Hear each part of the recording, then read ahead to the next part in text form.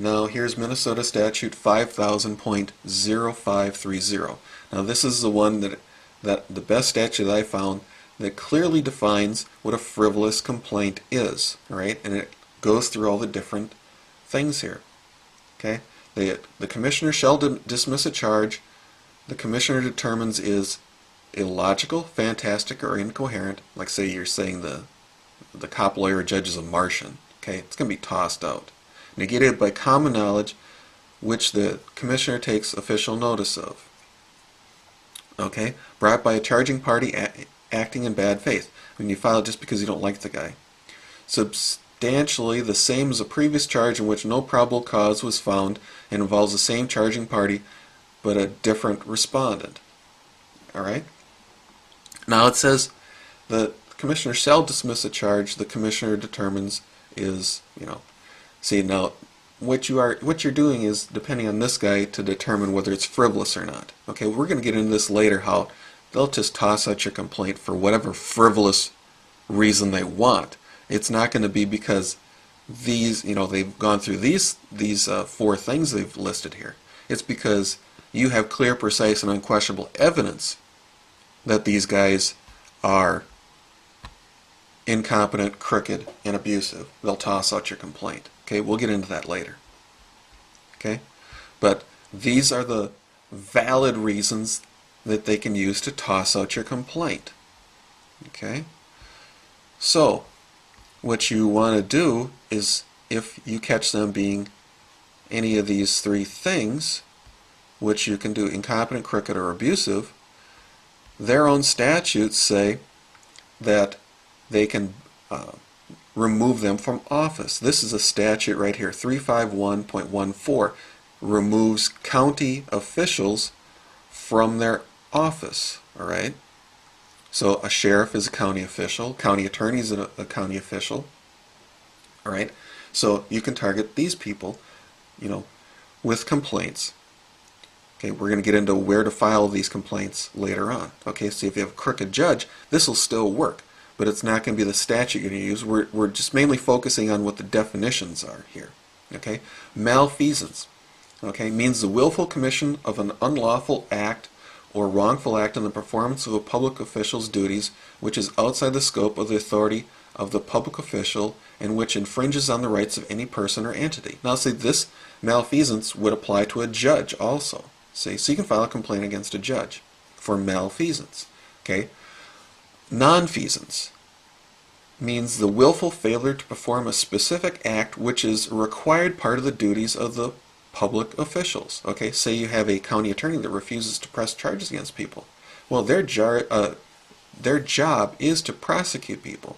And if they're just willfully not doing their job by not prosecuting people in which you have clear, precise, and unquestionable evidence, boy, that's nonfeasance. Okay, you can get them booted out of office for that. That's a valid complaint right there.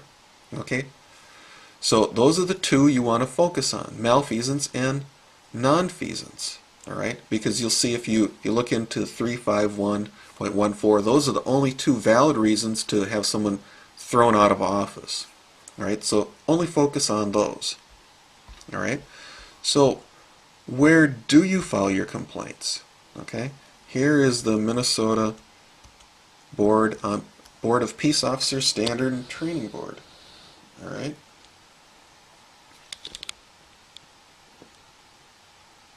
There we go, right there. And this is if you have a cop that you want to file a complaint against. And here's the address right there. Okay. Now, what these guys want you to do is you got to have a criminal complaint first. So what you do is all you do is you send a complaint off to the police officers, the police station or the sheriff's deputy or the sheriff's office. Okay. Now the trick is in Minnesota, if you have a problem with if you have a valid complaint against a cop, what they want you to do is file a complaint. Say is a police officer that you want to file a complaint against. Well, you have to file a complaint with the sheriff's department in your county. Okay. If you have a problem with the sheriff's department, you have to file a complaint with the police department. Now, if you watch my videos, you'll see that's what we've done. When we've had a complaint against the county attorney, well, we filed a complaint with the police department. and then it's vice versa. If you have a problem with the sheriff's department or the police department, you have to file a complaint with the sheriff's department. Okay, so this is what you do if it's a sheriff's deputy or a police officer, because they're licensed by the Board of Peace Officers Standard and Training Board. Okay, so if you have a problem with a lawyer in Minnesota, well, then you file a complaint with the Lawyers Professional Responsibility Board, Officer Lawyers Professional Responsibility. Okay, and then and now with these, they're going to tell you that some of these have official complaint forms. Okay, you do not have to follow their complaint forms. I never fill out their complaint forms. Never. I write them a letter. Okay.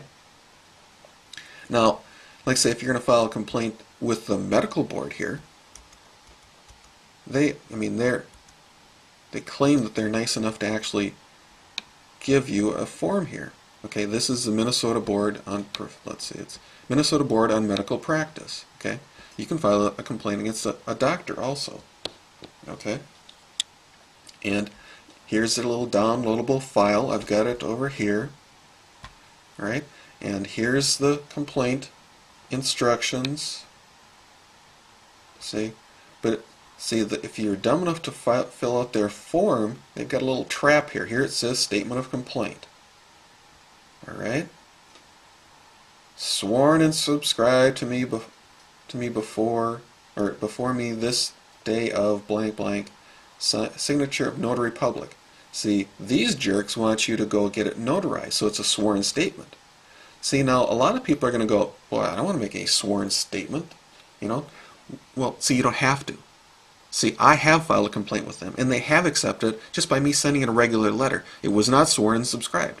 See, they cannot reject your complaint as long as it is a valid complaint. There's no requirement that it has to be a sworn statement. So this is just one of these roadblocks to try to prevent you from filing a complaint. So just ignore it.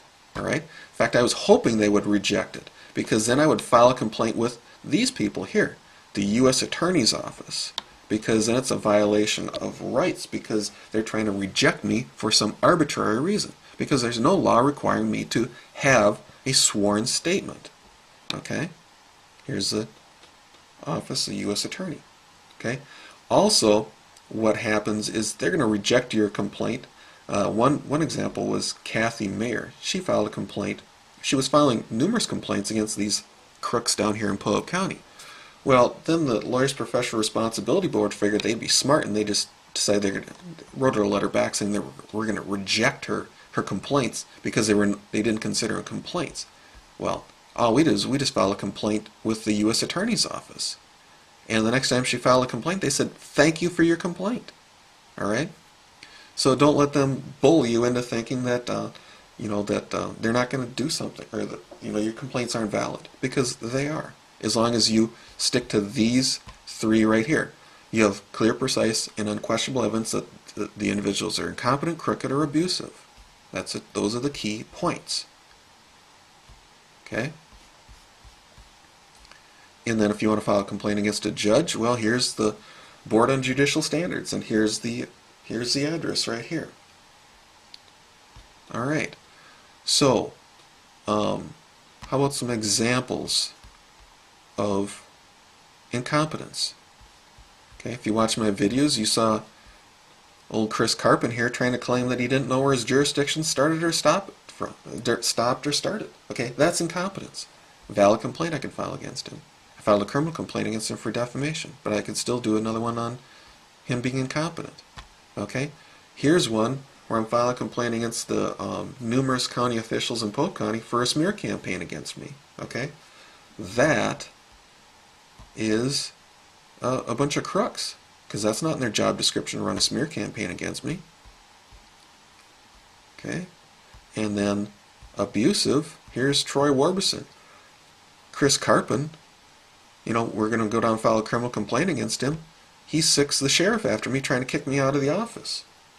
Well, I have every right to be there, and he's trying to say I don't have a right to be there. See? So he's trying to intimidate me. He's trying to threaten me. Using his office, abusing his powers of office to try to prevent me from filing a complaint. I have every right to file a complaint. Okay? Now, what the problem is these people will try to throw out your complaint, like I said, for bogus reasons. All right, so don't let them bully you, because what they're going to say is your clear, precise, and unquestionable evidence is not clear, precise, and unquestionable. They're going to say it's those, it's frivolous and whatever, so they're going to reject it. Well, I don't believe anything these people say, because they're nothing but political whores.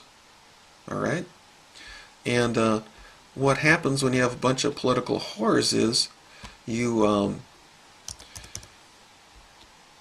have the problem with them wanting to cover up crimes, and I don't tolerate that, people covering up crimes.